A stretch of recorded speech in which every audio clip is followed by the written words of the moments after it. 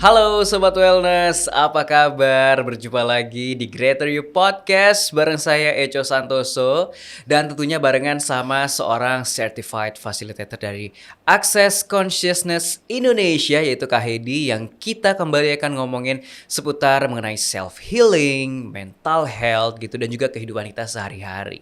Kalau kemarin di episode sebelumnya kita udah ngobrolin perintilan gitu ya, mengenai uang dan bagaimana cara tools dari Access Consciousness ini bekerja lewat uang kita dan bagaimana kita utilize dari tools-tools tersebut dalam keuangan kita secara general gitu ya. Kita kayaknya hari ini masih akan ngobrolin seputar uang nih. Dan tentunya balik lagi kita sudah bersama pakarnya langsung. Ini ada seorang certified facilitator dari Access Consciousness di Indonesia, Kak Hedi Andreani. Thank you Echo atas waktunya. Senang banget bisa di sini lagi. Iya, dan kita juga harusnya terima kasih ya sama Sobat Wellness yang terus dengerin kita, terus nontonin kita, dan semoga sih harapannya seperti yang udah-udah bisa lebih greater. Bisa menciptakan kehidupan yang lebih baik buat kita semua. Ya. Tujuan dari podcast ini mengedukasi, Ya.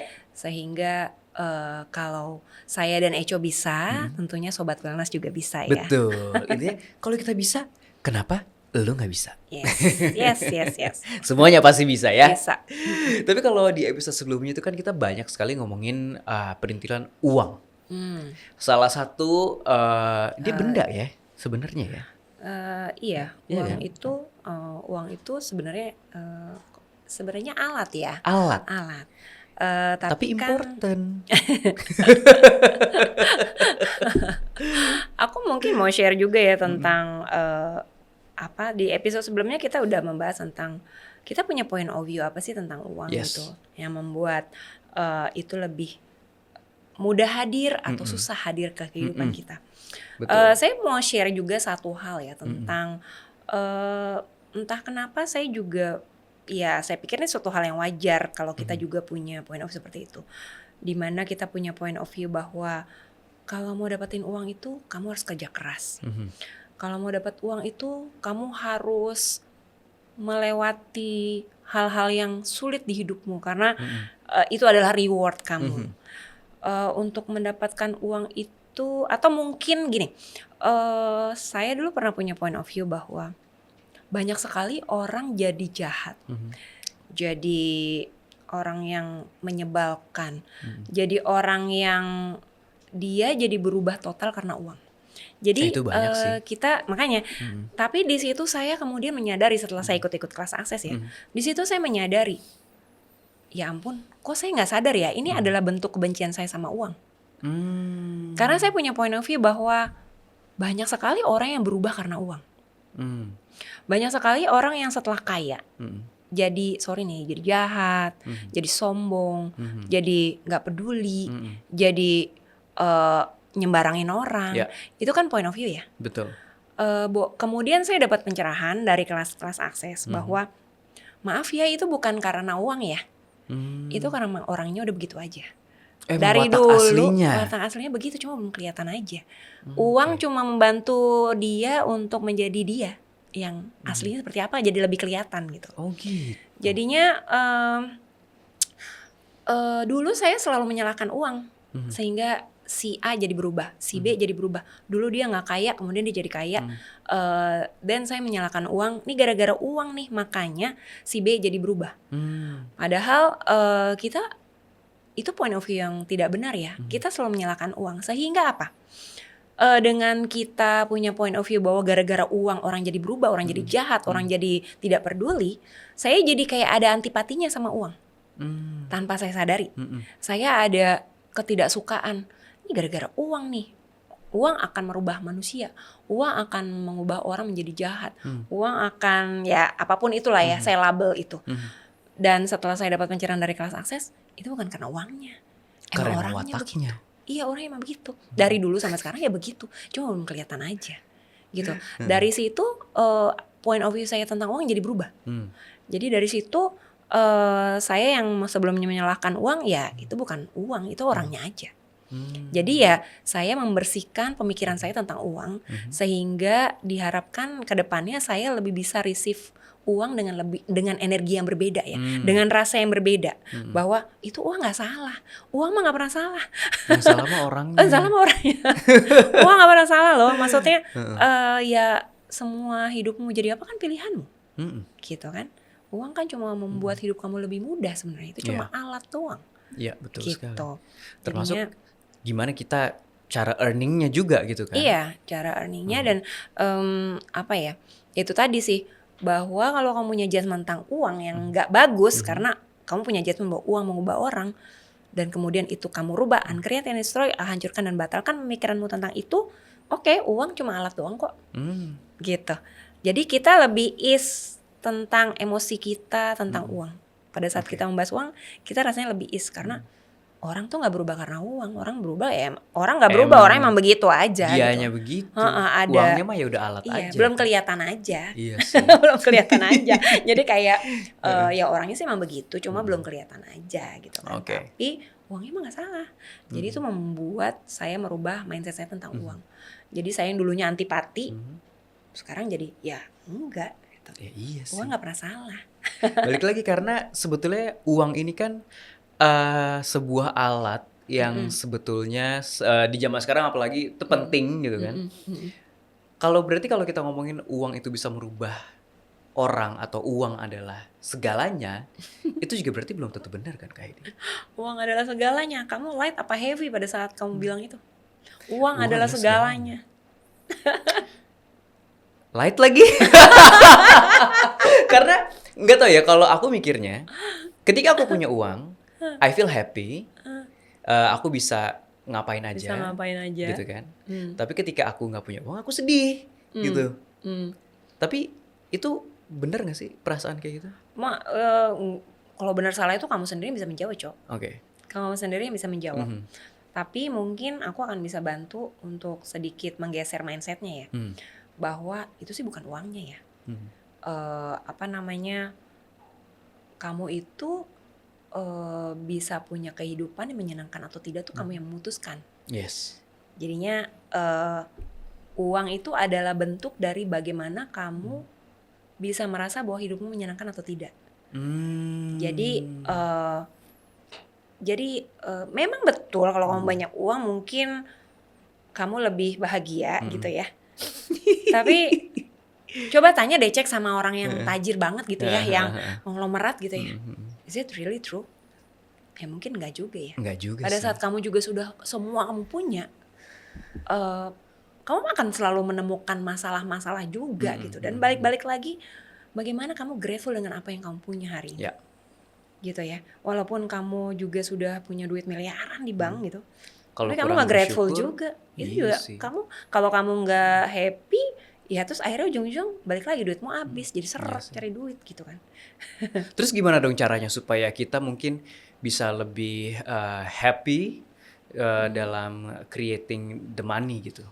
Ya mungkin salah satu caranya gimana sih kalau kita cari uang, kalau diakses tuh itu bukan cara cari uang ya, bukan, tidak selalu itu mencari uang, tapi kita tuh bahasanya lebih ke creation. Creation tuh bagaimana caranya supaya kita berada di situasi yang selalu creates. Selalu menciptakan. Jadi the more kamu menciptakan, ya biasanya money follow. Kamu menciptakan hal yang baru, money follow gitu kan ya. Nah ini mungkin mindsetnya juga harus, atau bukan harus ya, yang sebaiknya kita tanamkan terus di diri kita. Gimana sih kalau misalnya kita melakukan apapun tuh nggak dari kerangka harus, tapi ya memang kamu choose aja because you like it, because you love it, karena kamu suka, karena kamu memang inilah yang menyenangkan buat kamu untuk kamu lakukan. Jadi tidak kayak misalnya kamu kerja, aku harus kerja karena apa? Karena aku perlu uang buat, karena keluargaku perlu uang, istriku harus aku setor tiap bulan. Itu kan nggak enak ya. Bukan berarti bahwa kita balikin lagi ke kenyataan. Ya tapi emang aku nggak punya uang, jadi aku harus kerja. Oke, boleh nggak kita bertanya? Gimana ya caranya supaya aku bisa punya pekerjaan atau kesibukan yang menghasilkan uang yang aku juga suka? Itu kan juga, jadi kita berproses ya dari yang awalnya kamu terpaksa nih.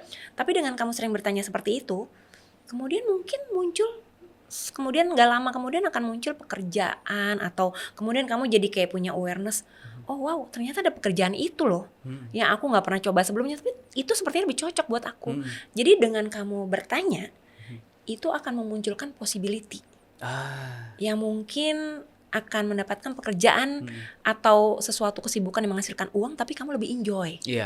Tapi kamu lebih fit in, lebih suka. Jadi akhirnya kamu tidak bekerja karena have to, karena harus, tapi karena memang suka.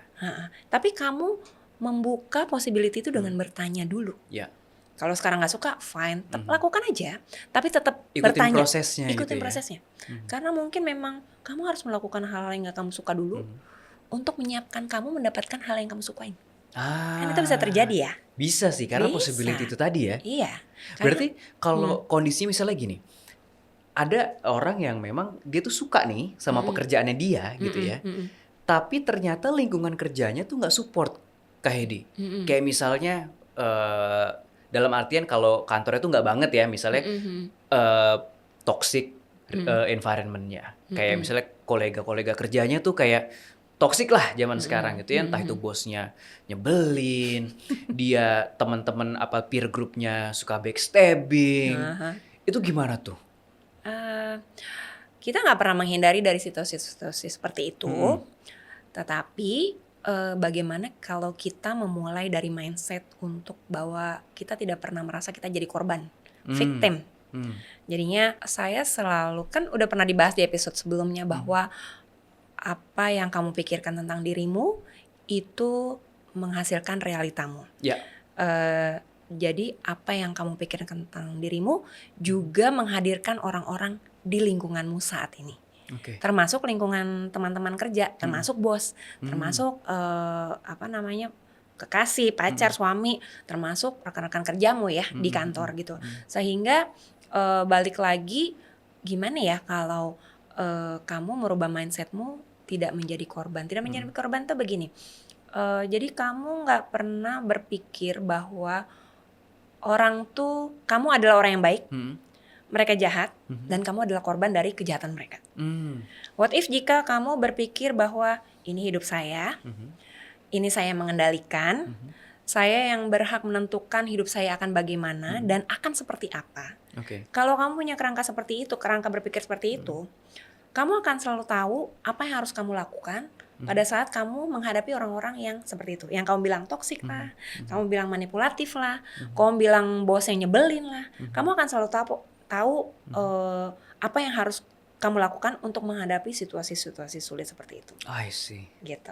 Ini lumayan tercerahkan nih ya. Iya, soalnya kan kita selalu pikir kita baik, orang lain jahat. Itu juga secara nggak langsung kan kamu menempatkan dirimu di bawah dari mereka.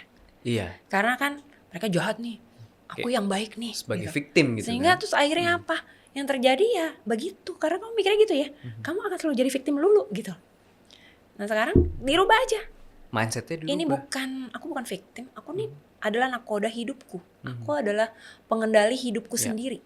I responsible for my life gitu ya. Sehingga orang-orang jahat kayak manipulatif kayak atau orang yang abusive kayak itu cuma tantangan-tantangan aja di hidup kamu. Dan bagaimana kamu menempatkan mindsetmu untuk menghadapi orang-orang seperti itu. Apa awareness yang muncul setelah kamu asking questions untuk menghadapi orang-orang seperti itu yang akan akan membuat kamu jadi bisa terus di situ atau tidak. Gitu. Itu kan bisa aja nanti kamu yang pergi dari sana, dari environment itu, atau sebaliknya dia yang pergi. Jadi bisa dua arah gitu loh. Jadi asik aja, tapi keep asking questions untuk seek possibilities.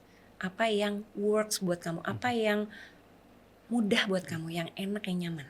Gitu. Dan ketika nggak tahu ya, mungkin yang sobat wellness juga pernah merasakan gitu ya, mungkin ketika kita ibaratnya quote unquote kayak bertindak gitu ya sebagai victim gitu ya, seperti tadi Kak Hedi sempat mention gitu kan.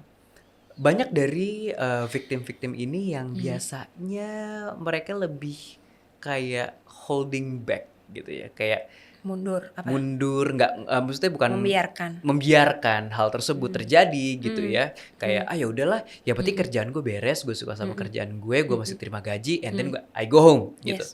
What if kalau misalnya si victim ini merubah pola pikirnya seperti mungkin speak up? Iya, kan kamu bisa memutuskan untuk speak up itu kan akhirnya based on your awareness ya. Iya. Karena kamu mungkin question, aku mesti gimana ya supaya ini lebih works? Karena ini nggak works buat gue. Maksudnya ini adalah situasi yang gak nyaman buat saya. Apa nih yang mesti aku lakukan? Terus akhirnya kamu punya idea, oke, aku mesti speak up. Kalau ada sesuatu yang tidak menyenangkan, aku akan ngomong untuk bicara. Kita cari jalan tengah, win-win solution. Sehingga semua itu ujung-ujungnya lebih works buat kamu kan. Jadi hal-hal seperti itu yang mungkin kamu harus lebih tanyain gitu loh. Kamu tanyakan, asking questions. Terus ya itu tadi, ini kan tadi ngomongin orang-orang yang toksik ya. Terus juga jangan melabel namanya orang toksik, orang manipulatif. Oh, nggak boleh, Nggak Kak? usah gitu. Ya maksudnya ya ini choice ya, balik lagi. Kalau kamu selalu merasa bahwa orang-orang di luar sana toksik, aku bukan. Akhirnya apa? Kamu cuma jadi korban. Kamu selalu jadi korban. Kayak misalnya, aku gak suka manipulasi. Aku gak akan pernah mau manipulasi orang. Akhirnya apa? Kamu dimanipulasi orang dulu loh. Itu memang begitu loh. Wow. Itu kayak hukum yang sesuatu yang aku juga baru tahu setelah aku belajar akses. Karena ternyata itu emang benar adanya. The more kamu benci sesuatu, the more kamu akan diuji dengan itu. Kan kayak gitu ya. Jadi kayak kamu benci manipulasi. Akhirnya apa? Kamu dimanipulasi orang terus. Jadi jangan mau dimanipulasi orang. Ya bukan jangan mau. What if jika kamu santai aja manipulasi? Oke, apa yang bisa aku lakukan dengan manipulasi ya? Kalau aku di situasi di mana aku dimanipulasi orang, aku harus bersikap gimana ya? Kamu asking question terus aja. Dan bukan berarti kamu jadi kayak against manipulation. Kamu jualan, misalnya Eco pernah jualan nih, aku gak tahu deh, kamu pernah jualan gak sih? Pernah. Apa? Jualan apa? Kayak misalnya, lo butuh VO nggak gitu, butuh MC nggak gitu. Ya, kamu sadar nggak kalau kamu do manipulation on that? Bahwa kamu akan melakukan banyak hal untuk mempromosikan dirimu. Bahwa gue oke loh, boleh nggak pilih gue untuk jadi MC di acara itu? Kan That's kamu kan do manipulation ya. Itu kan manipulation. Tetap walaupun kamu bilang in good way atau in right way whatever, tapi manipulation is manipulation. Itu adalah cara kamu untuk mengemas sesuatu sehingga orang believe apapun yang kamu mau ucapkan. Gitu ya. Kamu omongin gitu kan. Sehingga kamu kayak menggiring orang untuk agree apapun opinimu gitu kan. Itu kan bentuk manipulasi. Orang jualan asuransi itu manipulasi. Orang jualan makanan itu manipulasi.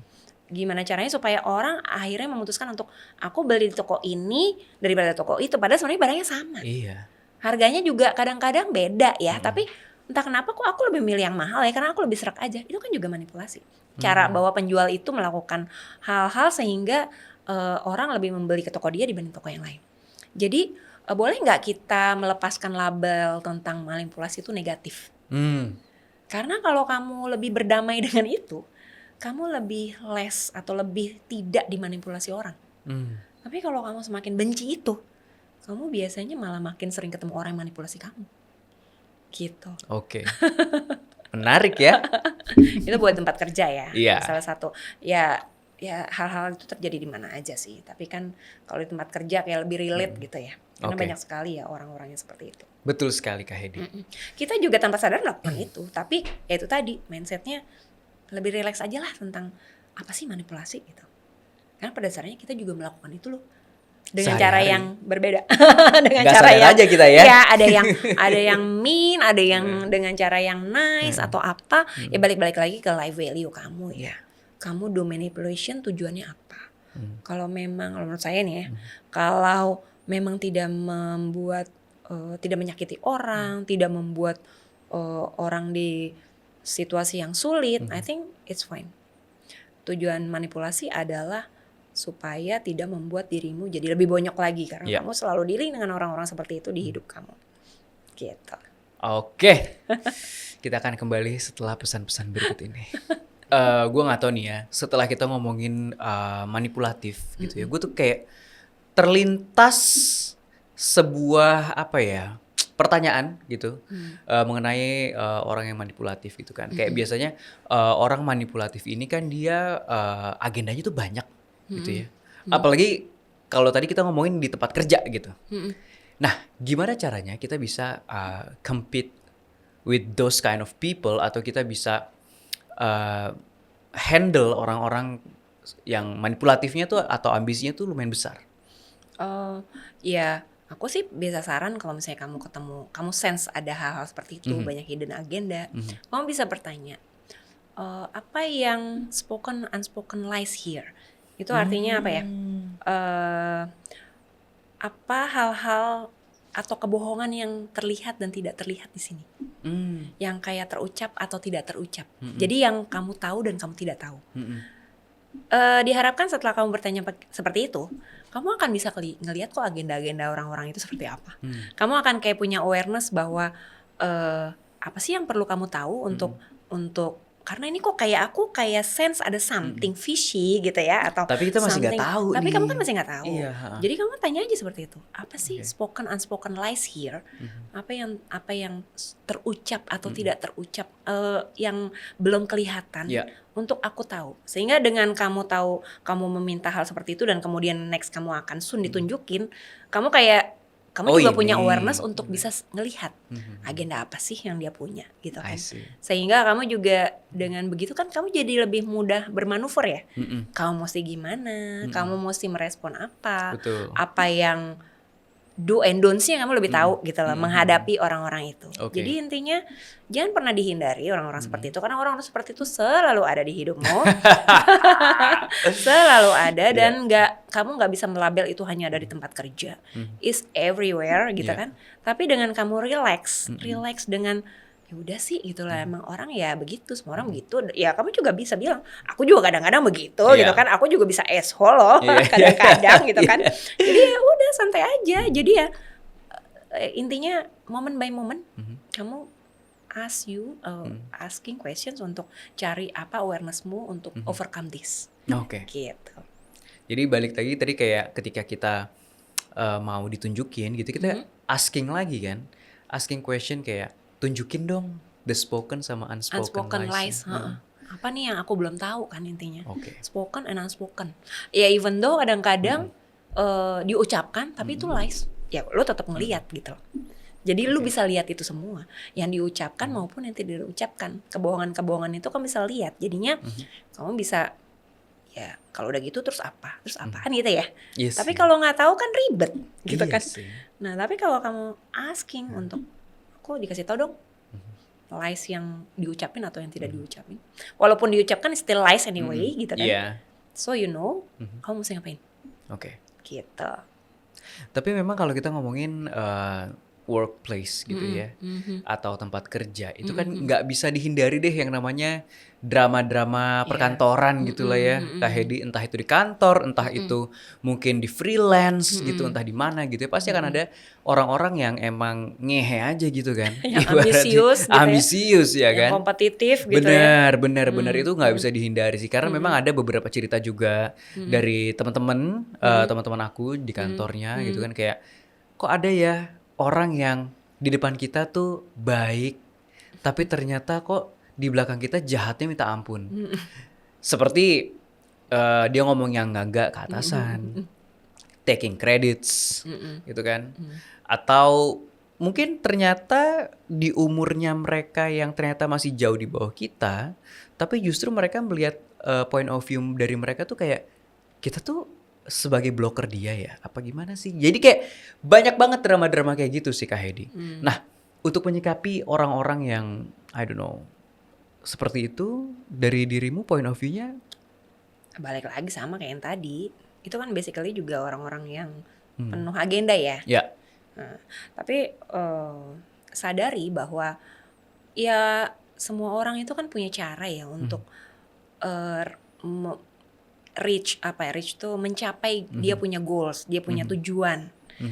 Ada orang yang caranya cantik, agak cantik, agak kasar apa kasar banget ya, itu cuma level akhirnya gitu kan. Tapi kan itu based on value dari masing-masing orang. Mau reach the goals tuh dengan cara apapun gitu ya.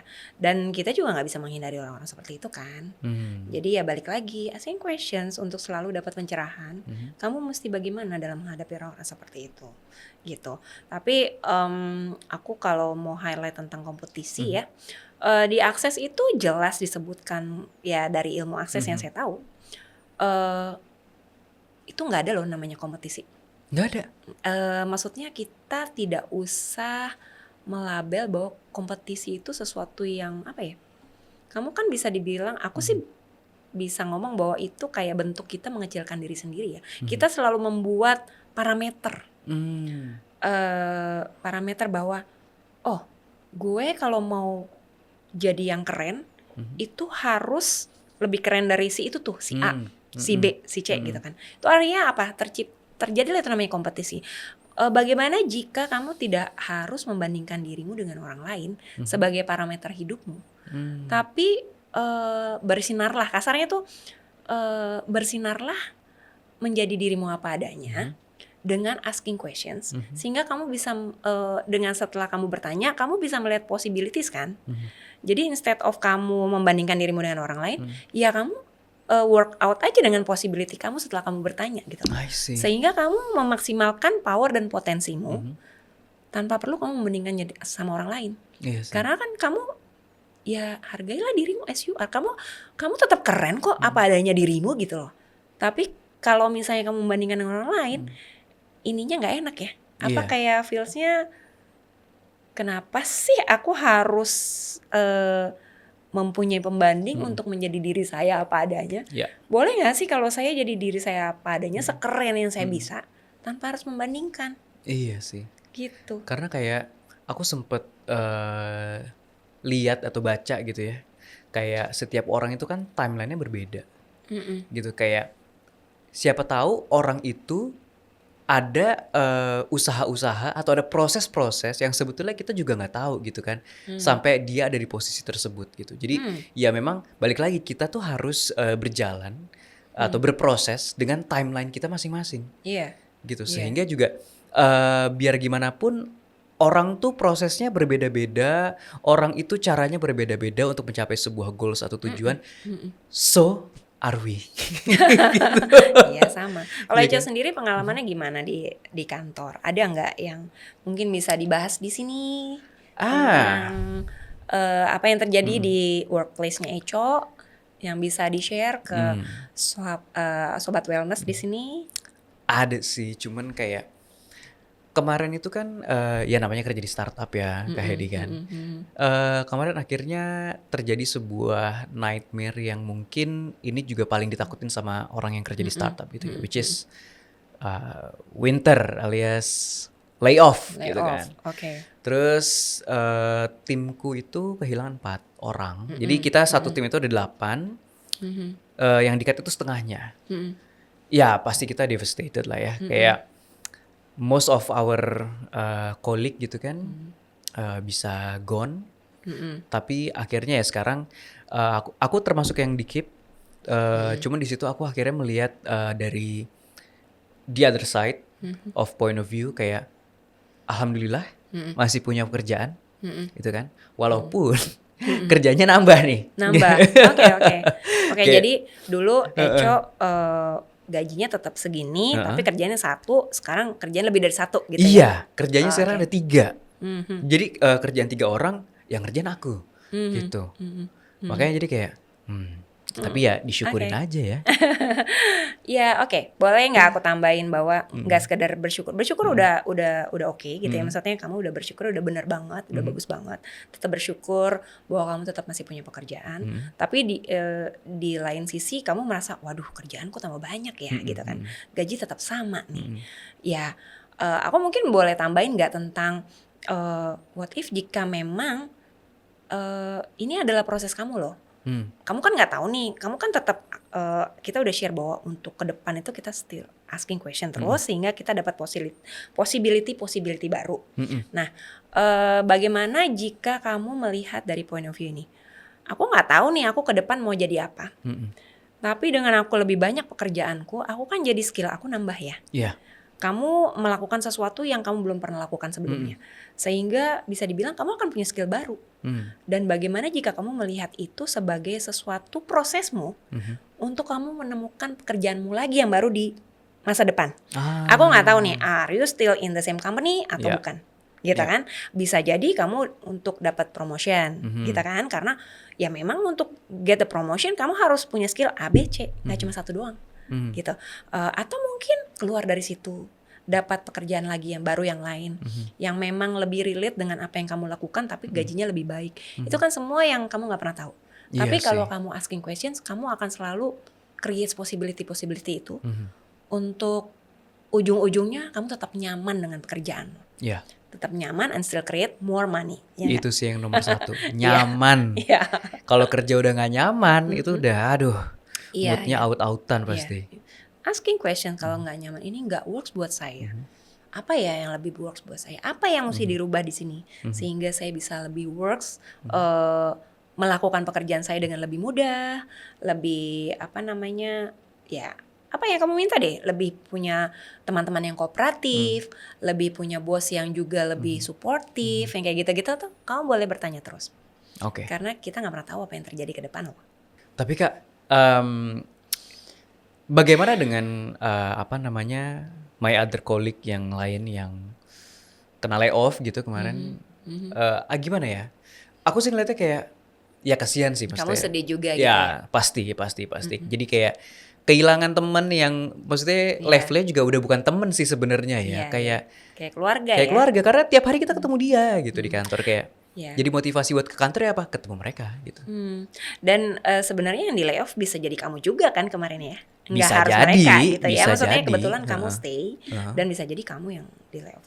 Ya aku sih mungkin bisa ngomong tentang ini ya, bahwa sadari bahwa tidak semua closed door itu selalu end of the world, akhir dunia kita. Kita di layoff itu bukan berarti itu sesuatu yang kiamat gitu, pokoknya sesuatu yang buruk. Ya oke, boleh kamu sedih, ya of course kamu sedih karena kamu kehilangan banyak hal gitu ya, nggak cuma teman tapi penghasilan atau apa gitu. Tapi sadari bahwa setiap pintu yang tertutup pasti ada pintu yang terbuka lagi di tempat lain. Sehingga kamu nggak pernah tahu, siapa tahu layoff ini justru merupakan kayak jalan keluar untuk kamu dapat sesuatu yang lebih baik lagi dari ini. Dan mungkin kamu akan dapat job yang lebih menyenangkan lagi dari yang kemarin. Kamu akan dapat teman-teman yang lebih menyenangkan lagi dari yang kemarin. Dan kamu akan bersyukur bahwa alhamdulillah untung waktu itu aku dikeluarin, karena kalau enggak aku nggak akan tahu nih ada pekerjaan ini misalnya yang lebih menyenangkan lagi gitu.